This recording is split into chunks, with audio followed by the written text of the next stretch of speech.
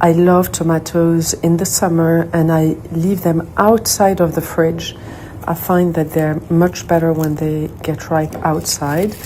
I add lots of sea salt and olive oil, which is packed with omega-9, oleic acid, is super alkaline, has anti-inflammatory properties.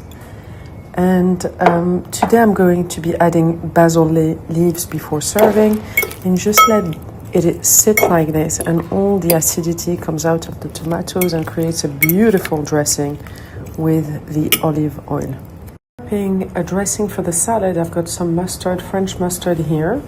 I'm adding some basil, balsamic vinegar, oh my god.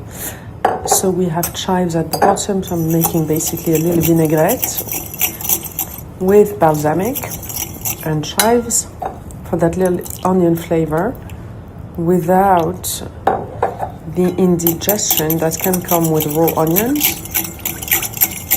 So I mix this, salt, olive oil, and we're going to continue whisking.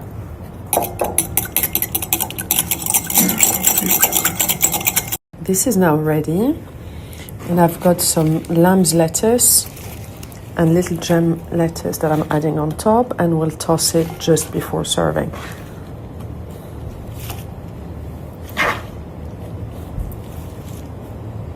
Here I made some prawns with my homemade aioli and some chives. I always buy Atlantic prawns, so they're wild. I do not like to buy farmed prawns. And then I have some Scottish smoked mackerel here.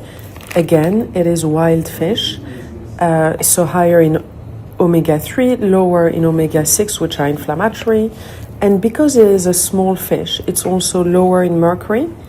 So when you have a choice, you want to go for wild and you want to go for a smaller fish when given the opportunity. My boyfriend just said to me, I thought tomatoes are inflammatory. I'm like, there is a study from Harvard Medical School showing they have lycopene, anti-inflammatory property, and so on. A lot of places, like in the blue zone, they consume tomatoes on a regular basis. But in my experience, they can be inflammatory when off-season and when picked early. So that's why I like to have them in season and leave them on the counter to become ripe. And also that's why in the winter I prefer canned tomatoes, because generally they've been picked in season and quite ripe. So I'm adding some basil here. As you can see, hold on, before I put the basil, can you see how this little dressing just got created? So I didn't touch it since my last video. So I'm now adding the basil. And voila, it's all done.